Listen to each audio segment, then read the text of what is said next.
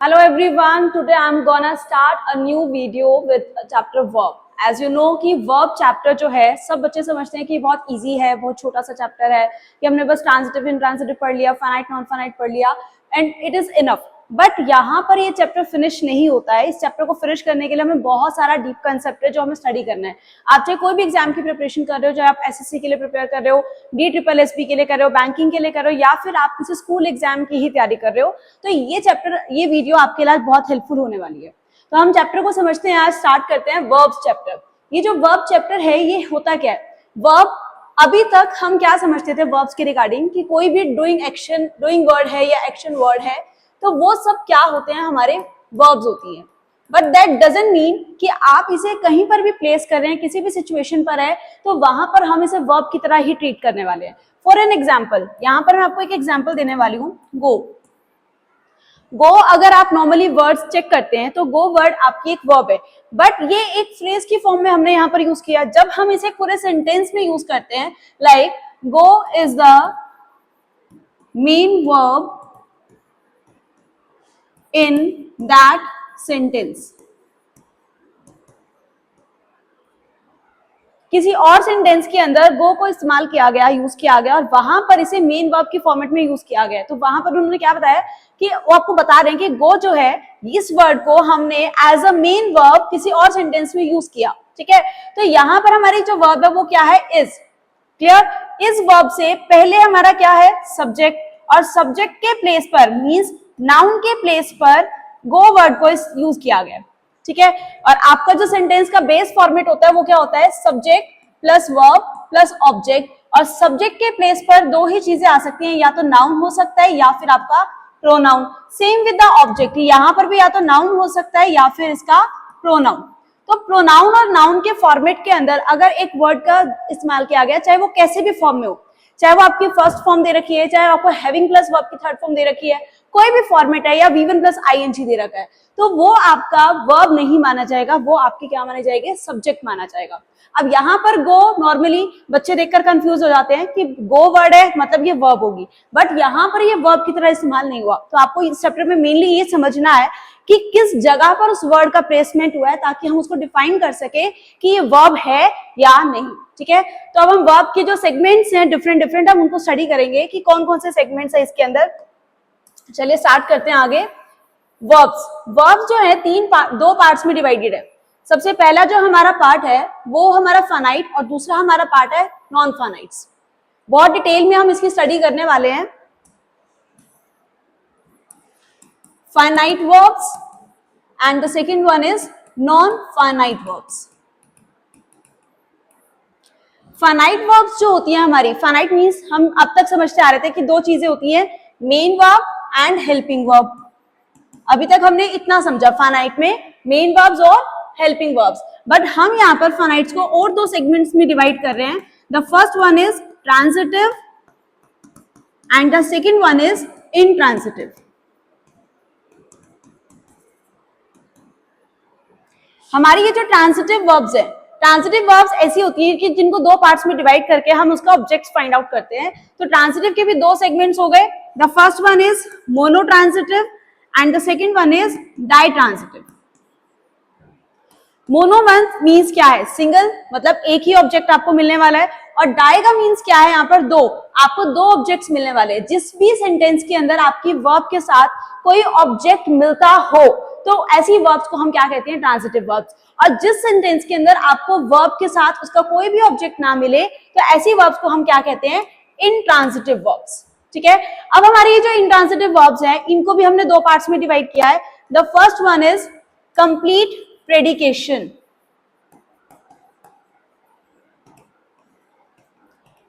And the second one is incomplete predication. Now what is this? कि ये होता क्या है प्रेडिकेशन?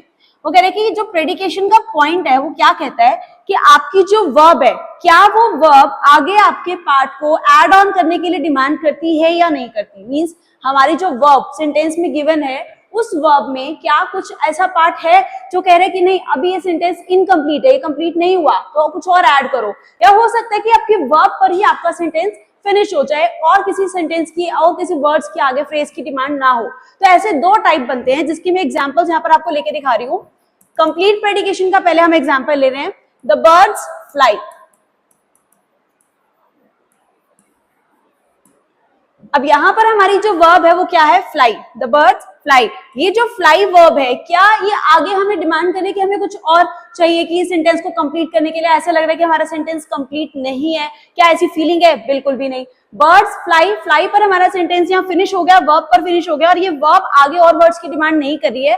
रेस्ट पार्ट अगर हम अपनी मर्जी से लगाते हैं, लाइक मैंने यहाँ पे लगा दिया the birds fly in the sky.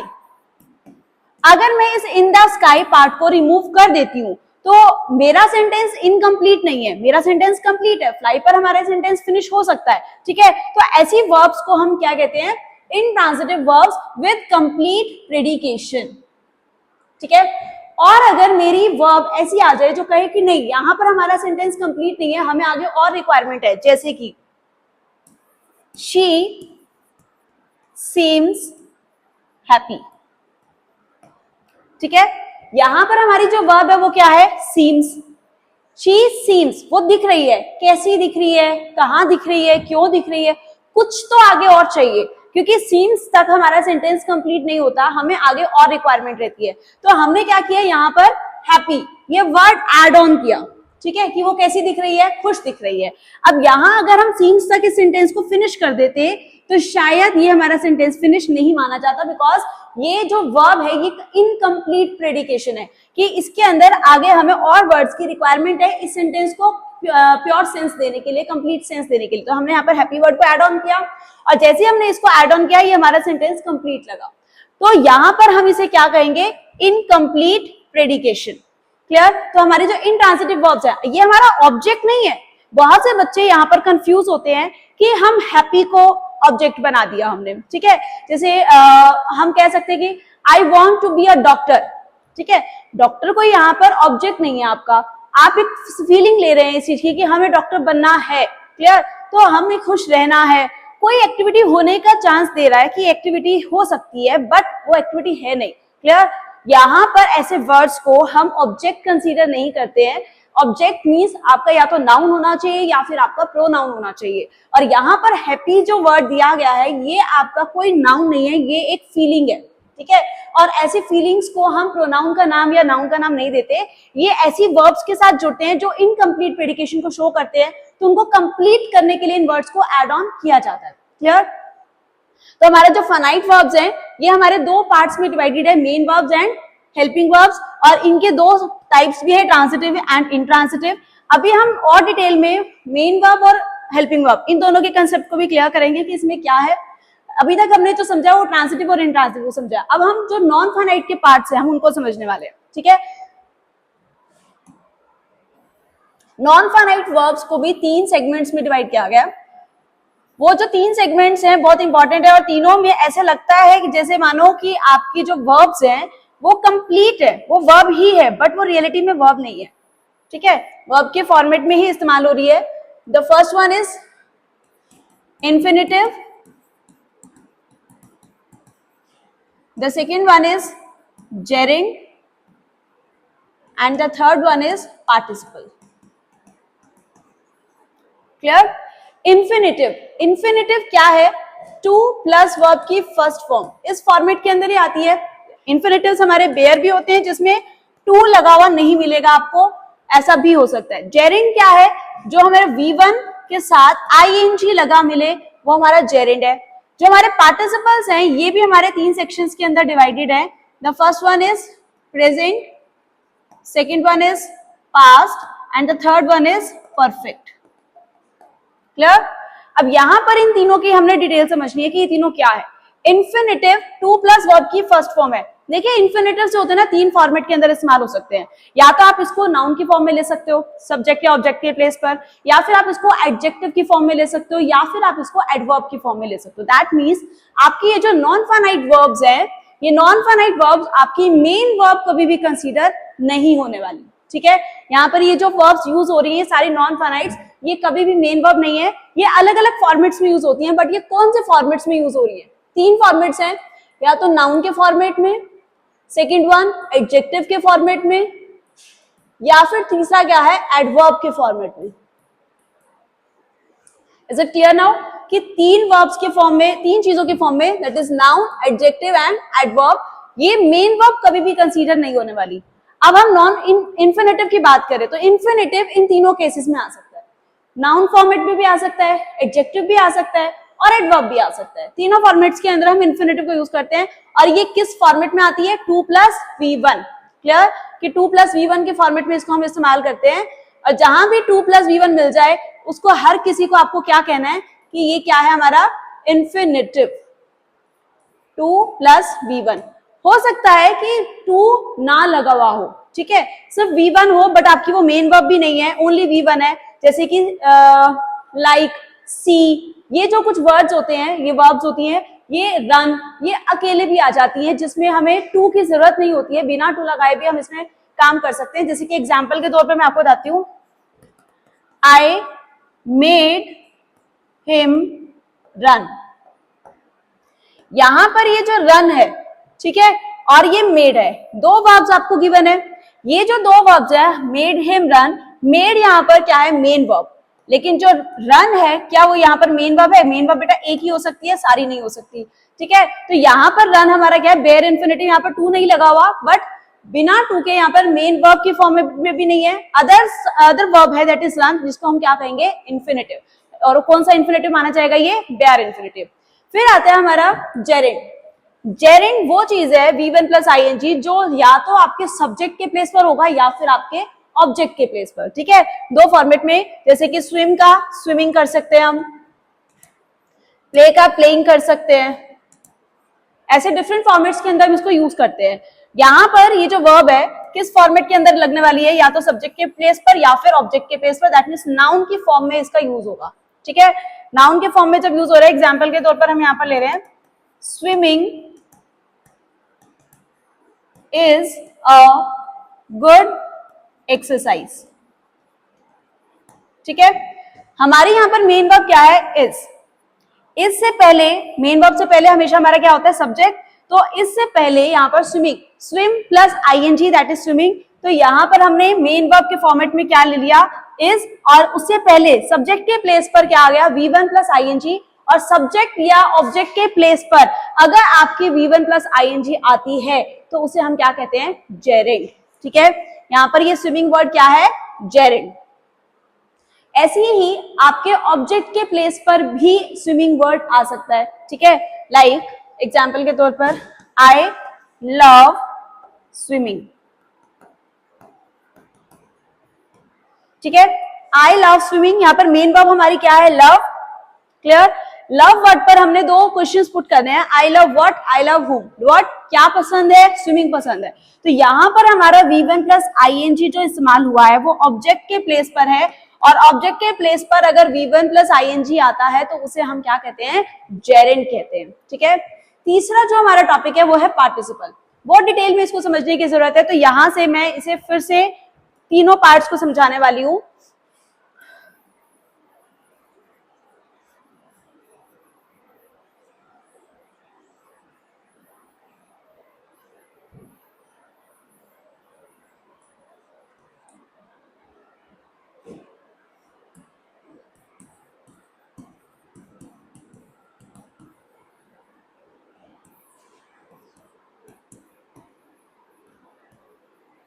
Present, past and perfect, तीन पार्टिसिपल के फॉर्मेट्स हैं हमारे, प्रेजेंट है, पास्ट है एंड परफेक्ट। जो प्रेजेंट पार्टिसिपल है that is again V1+ing, past participle is just verb की थर्ड फॉर्म, और परफेक्ट पार्टिसिपल क्या है? हैविंग प्लस वर्ब की third form. But her bar having plus V3 को देखकर ये मत समझ लेना कि वो आपका परफेक्ट पार्टिसिपल ही होगा, बिकॉज दैट डिपेंड्स, मैंने आपको बिगिनिंग में बता दिया था कि ये डिपेंड करता है कि आप उसे कहां पर प्लेस कर रहे हैं अपने सेंटेंस में, क्योंकि सेंटेंस में तीन मेजर प्लेसेस होते हैं, सब्जेक्ट, वर्ब एंड ऑब्जेक्ट। आप उसे किस जगह पर प्लेस कर रहे हैं वो मैटर करता है, जिसकी वजह से हम बता पाएंगे कि हैविंग प्लस वर्ब की थर्ड फॉर्म जो है वो क्या है, क्या वो परफेक्ट पार्टिसिपल है या वो सब्जेक्ट है या वो ऑब्जेक्ट है, वो सब चीजें आप उसके बाद ही बता सकते हैं, ठीक है। यहाँ पर मेजर हमने पढ़ना है जो प्रेजेंट पार्टिसिपल है, पास्ट पार्टिसिपल है और परफेक्ट पार्टिसिपल, ये तीनों ही एक्चुअल में किस तरीके से काम कर रहे हैं, या तो ये एडजेक्टिव के फॉर्मेट में काम करेंगे या फिर ये एडवर्ब के। जैसे कि हमने इन्फिनेटिव्स के बारे में पढ़ा था कि इन्फिनेटिव्स नाउन भी हो सकता है, एडजेक्टिव भी हो सकता है और एडवर्ब भी हो सकता है, ठीक है। लेकिन हमारा जो पार्टिसिपल है वो या तो एडजेक्टिव होगा या फिर वो एडवर्ब होगा, इसके अलावा हम इसे नाउन फॉर्मेट के अंदर यूज नहीं कर सकते, ठीक है। V1 प्लस आईएनजी क्या है? V1 प्लस आईएनजी प्लस अगर हमें कोई नाउन मिल जाए, ठीक है, कोई भी नाउन मिल जाए तो वो हमारा क्या माना जाएगा? Present participle. एग्जाम्पल के तौर पर हम यहां पर लिख सकते हैं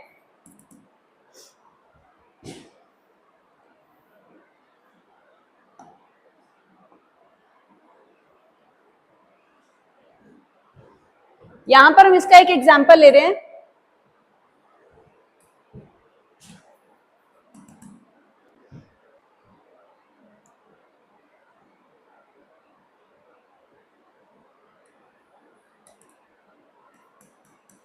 I want a swimming costume, ठीक है। अब यहां पर कॉस्ट्यूम क्या है? नाउन, और नाउन से पहले मैंने क्या लिया है? Swimming, that means V1 plus ING, ठीक है। V1 plus ING plus noun दे रखा है, दैट मीन्स ये एडजेक्टिव की फॉर्म में यूज किया जा रहा है, जिसे हम क्या कहेंगे? प्रेजेंट पार्टिसिपल, एडजेक्टिव्स के फॉर्मेट में, ठीक है। नाउन से पहले हमेशा उसका एडजेक्टिव होता है, नाउन से पहले हमने एडजेक्टिव के प्लेस पर क्या लगा है? V1 प्लस आईएनजी लगा है, दैट मीन्स ये क्या है? हमारा प्रेजेंट पार्टिसिपल। दूसरा क्या आता है? हमारा पास्ट पार्टिसिपल। इसका एग्जांपल देखिए,